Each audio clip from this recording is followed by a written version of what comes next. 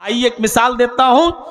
हिल्लतो हुर्मत, किसी चीज के को हलाल करने का और किसी चीज को हराम करने का हक सिर्फ अल्लाह रब्बुल आलमीन को हासिल है, किसी और को नहीं है।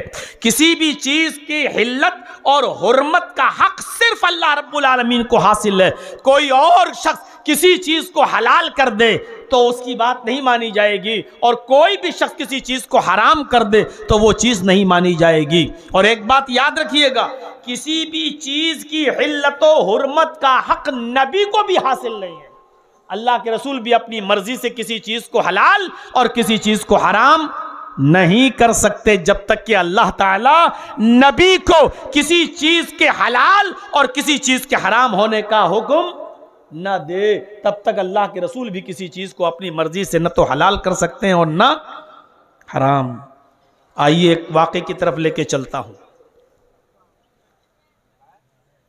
नबी अकरम सल्लल्लाहु अलैहि वसल्लम का मामूल था, सुनिए, बहुत आसान उर्दू में समझाने की कोशिश कर रहा हूं। मैंने 20-22 साल में यही आपका मर्ज पकड़ा है।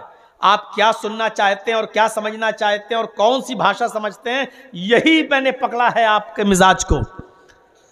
नबी अकरम सल्लल्लाहु अलैहि वसल्लम का मामूल था, असर की नमाज पढ़ने के बाद हर एक बीवी के घर पे जाया करते थे थोड़ी थोड़ी देर के लिए। सोते तो वहां थे जहां बारी, जहां नंबर, जहां बारी होती थी वहां सोते थे। दिन भर तबलीग करते थे, दिन भर लोगों को वाज़ो नसीहत करते थे, लेकिन असर की नमाज के बाद आप थोड़ी थोड़ी देर के लिए अपनी सारी बीवियों के पास जाया करते थे। 2 मिनट, मैं अपने हिसाब से बतला रहा हूं, 5 मिनट यहां बैठ गए, 5 मिनट यहां बैठ गए, 5 मिनट यहां बैठ गए, 5 मिनट यहां बैठ गए।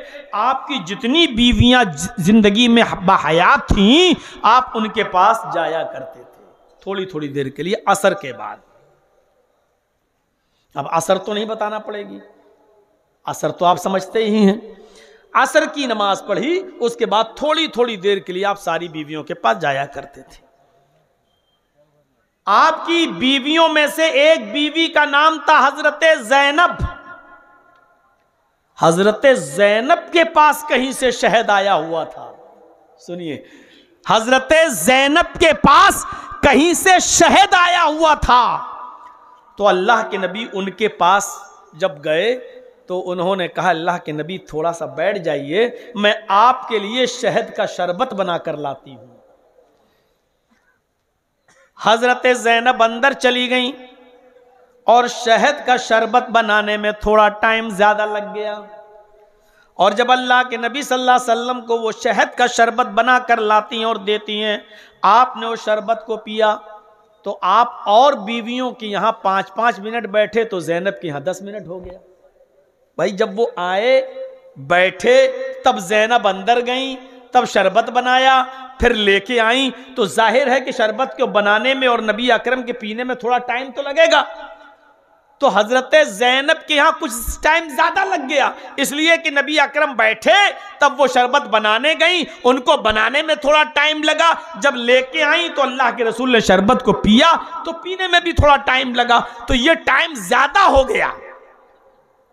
चूंकि शहद कुछ ज्यादा था, इसलिए अल्लाह के नबी सल्लल्लाहु अलैहि वसल्लम जब भी ज़ैनब के पास जाते तो हजरत ज़ैनब उसी वक्त शहद का शरबत बनाती और पिलाती। तो मामूल के मुताबिक कुछ वक्त ज्यादा लग जाता। हजरत आयशा सिद्दीक़ा को कहाँ ये चीज है, लगता है ज़ैनब में ज्यादा इंटरेस्ट ले रहे हैं अल्लाह के नबी, उधर ज्यादा रुकते हैं। देखा नहीं हम लोगों के पास कितना कम टाइम देते हैं और उधर ज्यादा रुकते हैं। जाहिर है जिसकी कई कई बीवियां हों उसको तो इन तमाम झमेलों से गुजरना ही पड़ता होगा। अगर 2 बीवियां ही किसी के पास हों तो वो भी अच्छी तरीके से जानता है, अच्छी तरीके से उसको एहसास होगा, बल्कि वो ये सोच रहा होगा कि अपने दुश्मन को जान से मारने के बजाय बेहतर है कि उसकी दूसरी शादी करा दें, पल पल मरेगा।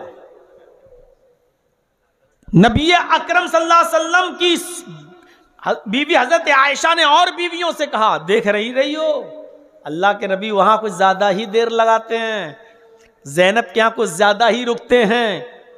तो सारी औरतों ने जो सलाह की, जो मशवरा किया, वो मशवरा खुलकर सामने आया। सारी बीवियों ने मशवरा करके क्या कहा, एक ही बात बोलना। अभी अल्लाह के नबी ज़ैनब के घर से निकलेंगे, जिसके घर पे जाएं तुम यही कहना अल्लाह के नबी से, आपके मुंह से मगाफिर की बू आ रही है। मगाफिर एक फूल होता है जिसके अंदर बहुत बदबू होती है। आपके मुंह से मगाफिर की बू आ रही है। हो सकता है कि पहली बीवी के कहने पर आप यकीन न करें, अब वहां से निकलकर दूसरी बीवी के यहां जाएंगे तो वो बीवी भी यही बोलेगी, आपके मुंह से मगाफिर की बू आ रही है। जितनी भी औरतों के घर जाएं, सारी बीवियां, सारी औरतें एक ही बात बोलें कि आपके मुंह से मगाफिर की बू आ रही है। तो अल्लाह के रसूल सबकी बात को तो नहीं झुठला सकते कि हाँ आ रही होगी। कितनी खतरनाक प्लानिंग, साजिश बीवियों की। अल्लाह के नबी सल्लल्लाहु अलैहि वसल्लम जब ज़ैनब के घर से निकले, दूसरी बीवी के यहाँ गए, उस बीवी ने क्या बात है? आप क्या खा के आए हैं? क्यों, क्या हुआ? आपके मुंह से बदबू आ रही है, मगाफिर की बू आ रही है। ऐसी तो कोई चीज नहीं खाई मैंने, तो शहद पिया है बस। मैं नहीं, बदबू आ रही है। अरे तुम ही कुल्ला उल्ला करो, तुम्हारे अंदर ही कोई बात रही होगी, मैं तो बिल्कुल ठीक हूं। दूसरी बीवी के यहां गए, उसने भी कहा क्या बात है अल्लाह के रसूल, आज आपने क्या किया, क्या खा के आए? आपके मुंह से तो मगाफिर की बू आ रही है। अब आपको उसने भी कहा, इसने भी कहा। तीसरी के यहां गए, उसने भी कहा। चौथी के यहां गए, उसने भी कहा। हजरत आयशा ने भी, सबने एक ही बात बोली। अल्लाह के नबी को बदबू से तो सख्त नफरत थी। जिसका पसीना भी टपकता हो तो उससे कमरा महक जाता हो, जो खुशबू से इतना प्यार करता हो, उसको बदबू से कितनी नफरत होगी।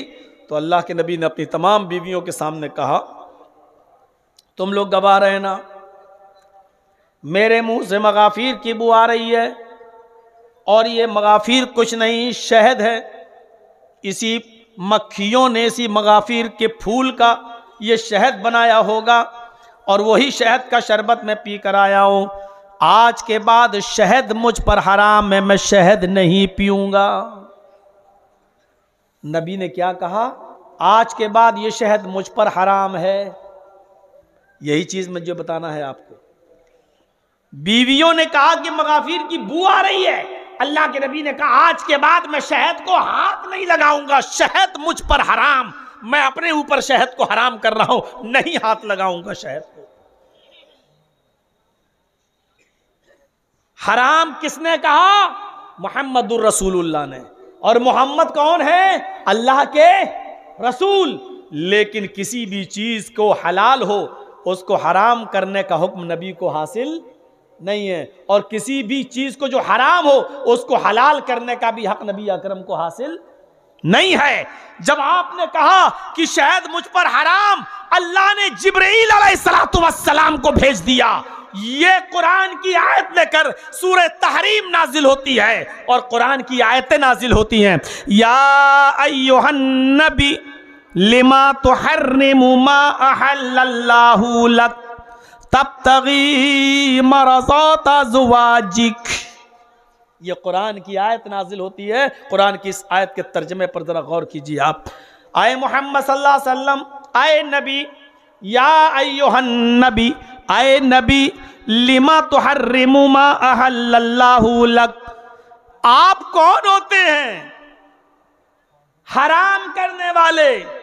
लिमा तुहर्रिमु, आपने क्यों हराम किया अपने ऊपर शहद को?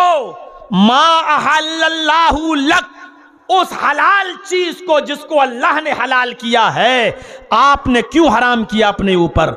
या अय्युहन नबी लिमा तुहर्रिमु मा अहल्लल्लाहु लक, जो चीज अल्लाह ने हलाल की है, आप कौन होते हैं उसको हराम करने वाले? आपने क्यों अपने ऊपर उसको हराम करार दिया है? नहीं कर सकते हो ऐसा। आपने ऐसा इसलिए किया तब्तगी मरज़ात अज़वाजिक, ताकि आपकी बीवियां आपसे खुश हो जाएं। यानी आप ज़ैनब के पास ज़्यादा टाइम न लगाएं, आपकी बीवी खुश हो जाएं। आपने अपनी बीवियों को खुश करने के लिए एक हलाल चीज़ को अपने ऊपर आप हराम कर रहे हैं। आप ऐसा नहीं कर सकते, और ना ही आपके हराम करने से वो चीज़ हराम हो जाएगी, क्योंकि अल्लाह ने उसको हलाल किया है। इस आयत का मफहूम आप अच्छी तरीके से समझ गए होंगे कि इस्लाम के मसाइल चूं चूं के मुरब्बे नहीं है कि जब चाहो अपनी मर्जी से किसी चीज़ को करो और जब चाहो ना करो।